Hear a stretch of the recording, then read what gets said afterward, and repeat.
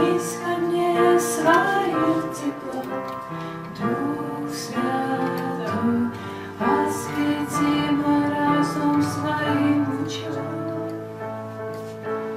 Наполняй мое сердце Божьей добротой, дай испить мне Твоей воды живой. Аллилуйя.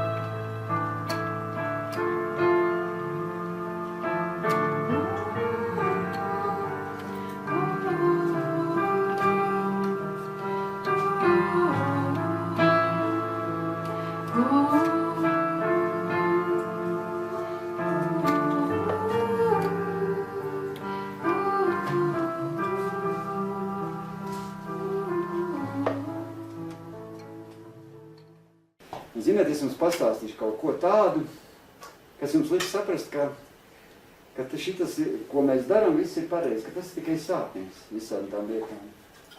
Tas ir tikai sākums. Visam tam, ko mēs darām, tas ir tikai sākums. Un tā ir jānotiek, īstenībā kā tas notiek. Dievs tā grib, saprot, Dievs tā dara. Mums ir svarīgi uzzināt patiesību, saprot? Patiesību. Kad mēs nākam pie Dieva, Dievs mūs svētī. Ko es vēl gribēju pateikt? Kad Jēzus pieņēma ūdens kristības, Jordānas upē, pār viņu mēs, kā zinām, nonāca svētais gars. Saprot, par Jēzu nonāca svētais gars. Un Dievs teica no debesīm, šis ir mans mīļais dēls. Un tur rakstīts, un kad Jēzus bija kristīts, viņš tūdaļ izkāpa no ūdens, un redzi, debesis tika atvērtas, un viņš redzēja Dieva garu, kā balodi nolaižamies un uz viņa nākam. Un redzi, balss no debesīm sacīja, šis ir mans mīļais dēls, un uz ko man labs prāts. Tas ir Mateja evaņģēlijā 3. nodaļa, 16. 17. pāns. Tanī brīdī uz Jēzu nonāca svētais gars. Un ko darīja svētais gars? Kas atcerās? Madiņ, ko darīja svētais gars? Aizveda Jēzu tuksnesī. Svētais gars aizveda, lai viņš taptu sātana kārdināts. Liekas, baigi, ne? Bet zini, kas tas attiecas arī uz mums. Saproti? Tur rakstīts, tad gars Jēzu aizveda tuksnesī, lai tas taptu vēlna kārdināts. Mateja 4.1. Un tas pats notiek ar mums, saprotiet. Kad Dievs mūs aicina kalpot, pat tagad, kad mēs sākam kalpot, Dievs pa priekš mūs ieved tuksnesī. Nekas mums nenotiek. Mēs esam tagad tuksnesī, rēģini. Cilvēki vēl nenāk. Nekas, Dievs gaida. Mēs esam tuksnesī, rēģinies. Nu vēl nekas nenāk, vēl nekas nenotiek. Jo arī Jēzus ieved tuksnesī. Tu esi tuksnesī tagad, tu saproti? Dievs tev vēro tagad. Ko tu darīsi? Viņš tev ir ielicis tuksnesī. Tu domā, kāpēc nenāk cilvēku, kāpēc nekas nenotiek? Viņš skatās, ko tu darīsi, kā tu rīkos, kā tu sagatavosies Dievu darbam. Pienāks diena, ka viņš viss vedīs, viss te notiek. Bet viņš pa priekš cilvēku pārbauda. Vai tu varēsi pastāvēt ar to 1, 2 cilvēkiem, tu varēsi viņiem kalpot, vai tu varēsi par viņiem rūpēties, vai tu varēsi sagatavot visu slavēšanu, te viss te tā kā nākās, viss dziesmas, viss tā apri, tur būs savs telpas, kur tev nebūs jākun, jā. Viņš to sagatavo. Viņš tev esi pašlaik tuksnesī. Tā arī Jēzus tikai esi. Jo Jēzus viņš pirms savas kalpošanas bija ievests tuksnesī. Kamēr viņš bija tuksnesī, viņš nekalpoja Dievam, viņš izgāja no tuksnes un tad sāk kalpot pa īstam Dievam. Tā arī mēs vēl pašlaik es uzskatu, ka esam tuksnesī. Tātad pirmais, ko dara svētais gars, kad mēs gribam sākt kalpot Dievam, viņš ieved mūsu tuksnesī. Visi cilvēki iziet savu tuksnesi. Paklausies, jūs pēc kādām mācījām draudzi, viņam nekas no sākuma nav bijis, visi bijuši tuksnesī. Pareizā Eiga, paklausies, kā viņš stāsta. No sākuma, viņš pa Vālaus stāstīja, viņš pats arī sludināja, pats lika kameras, pats sev sludināja, pats lika internetā, nebija neviens cilvēks. Un Ģāns stāstīja, viņš izgāja sētā, viņš sludināja. Neviens cilvēks nav, viņš viens pats tur sludina. Viņš saka, man varbūt kāds pa logu skatās. Viņš var sludināt, neviens draudzene, kur viņš izgāja uz ielas, sētā un paņēma no kancel un sludināja.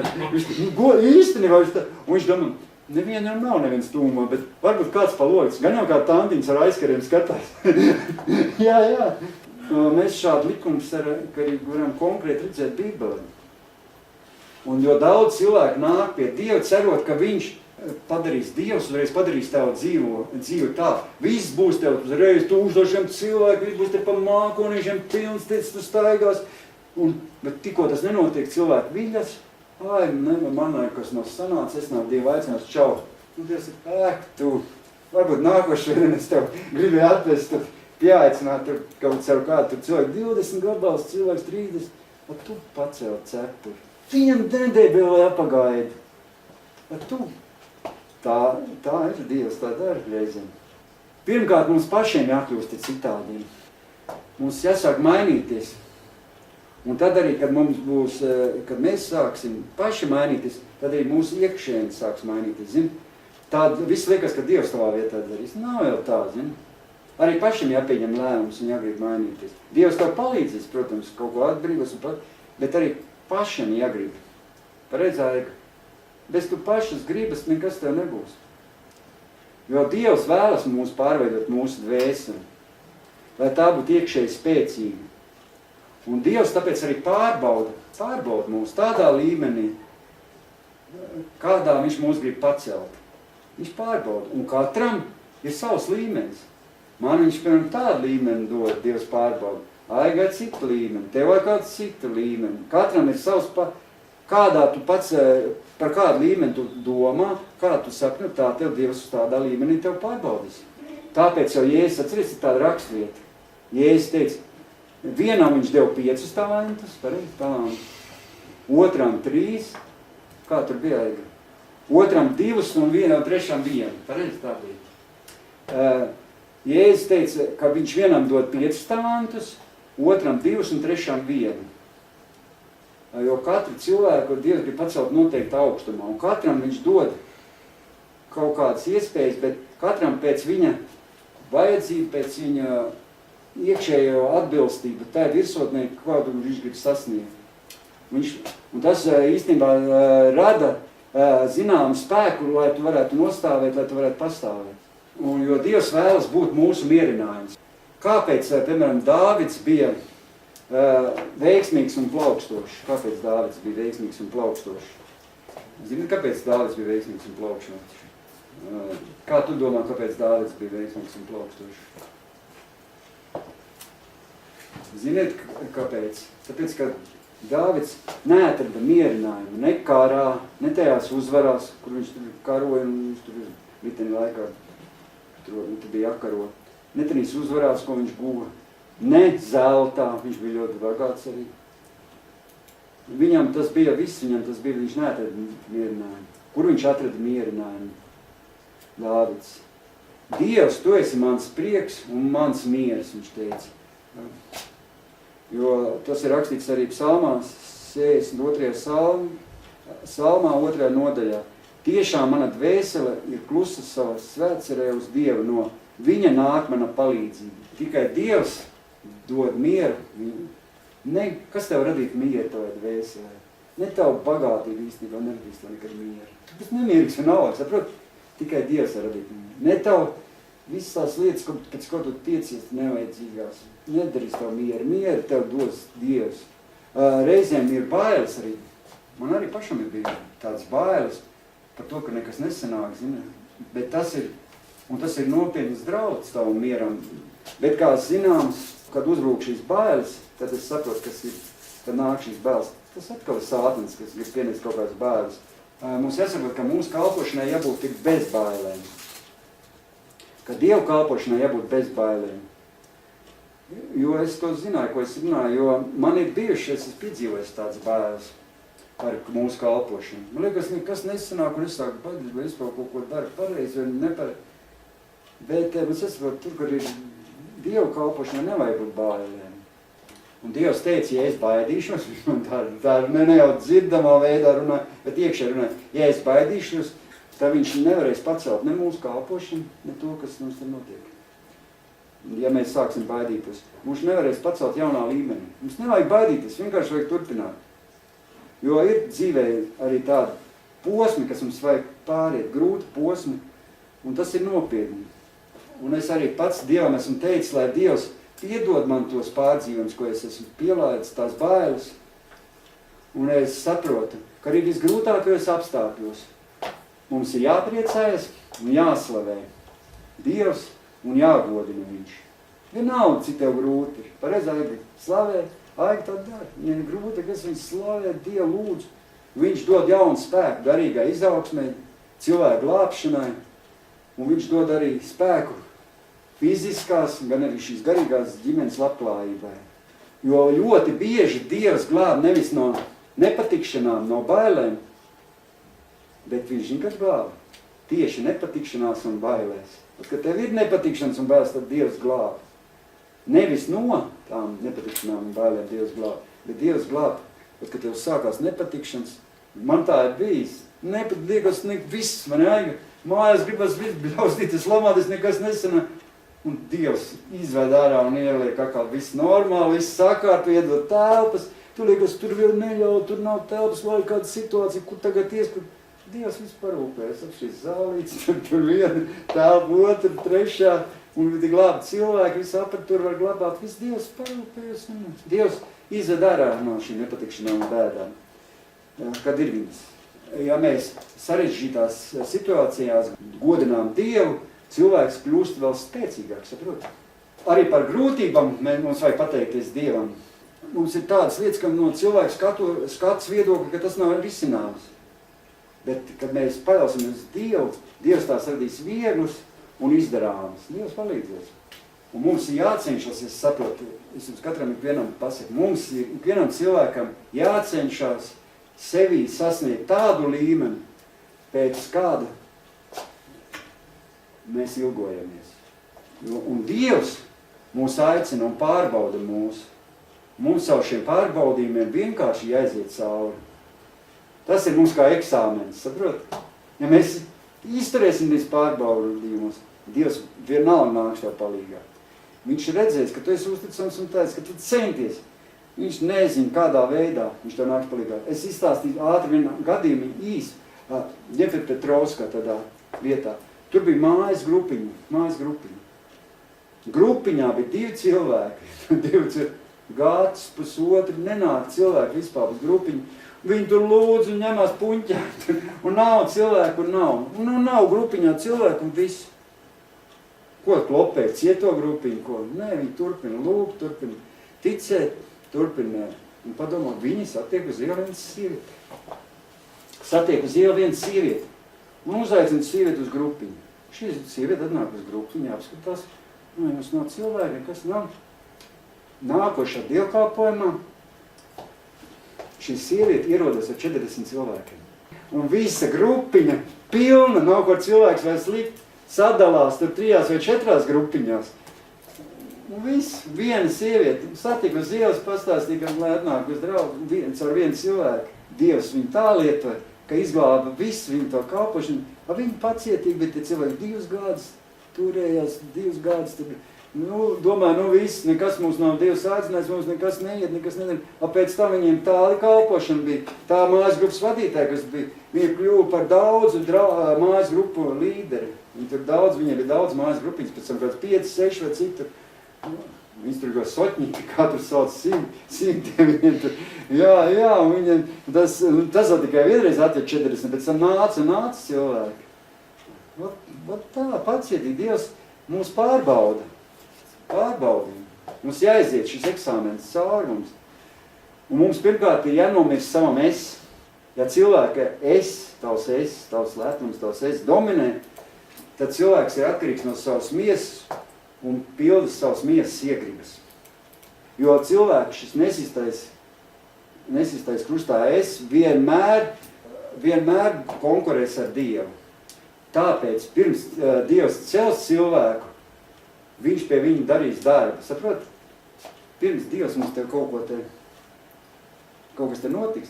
Dievs pie mums strādā tagad. Viņš mums grib mani izveidot, ka es tur labi sludinu, tev izveidot, lai tu labi slāvē, lai mums te viss, lai mātiņš, viss te mums nekas netrauc.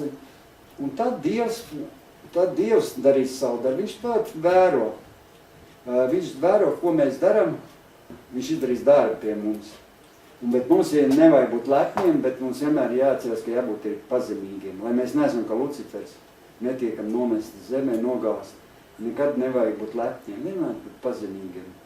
Un es ticu, ka Dievs mums uzticēs lielu kalpošanu. Vienkārši mums jāiziet caur šiem eksāmenam, caur šiem eksāmenam jāsagatavojas, un mums jāiemācās uzticēties Dievam, pat visgrūtākajos apstākļos. Jāiemācās uzticēties, neskatoties uz problēmām, uz vajadzībām, uz situācijām. Tas ir katram cilvēkam jāiemācās uzticēties Dievam. Dievs mums māca uzticēties viņam ar visas savas grūtajos apstākļos, problēmās, vajadzībās, saistībā ar ikdienas dzīvi, ikdienas lietām. Uzticība Dievam nāk tad, kad cilvēks sāk veidot attiecības ar viņu. Tad, kad mēs pa īstam sāksim veidot attiecības ar Dievu, tad nāks no Dieva arī uzticība. Mums katram īstenībā, ja mēs gribam no Dieva lielas svētības un Protams, mums visi jādara, ko Dievs saka, un jāglāb cilvēku, un tā tālāk, un viss jādara Dieva lietas, un Dievs nāk mums palīgā, protams, bet svarīgs mums būtu arī šīs, katram jāsakārto šīs attiecības ar Dievu, tieši ar pašu Dievu. Jāatsakās no daudzām lietām. Tā kā pirmie tie apustuļi atteicās. Jāatsakās no kaut kas tev traucē darīt tās lietas, Dieva lietas, kas tev traucē, bet jāatsakās no kaut ko. Būs laikam jāatsakās, jānes upuri. Aiga priecē, nebūs. Nevajadzēs tik daudz skatīties sportu, nevajadzēs, jā, tā ir Dievs grib, lai to daudz no kā atsakās, lai tev būtu vairāk attiecības tieši ar Dievu, pašu Dievu. Un tad viņš ir uzticams, un viņš nāks palīgā. To es arī gribēju jums šodien pateikt. Un tas šeit ir tikai sākums mums. Mēs esam šeit mazā zālē, pēc tam mēs būsim tādā lielā zālē. Rīgas sporta arēnā, te netālu uz priekšu. Pēc tam meža parkā tur bišķi tālāk, kā brauc. Tas arī bija viss. Lauriņa vēl viena dziesma slavēs, un tad mēs beigsim. Vēl viena dziesma. Viens skaists, un mēs slavēsim, pagodināsim Dievu. Ja?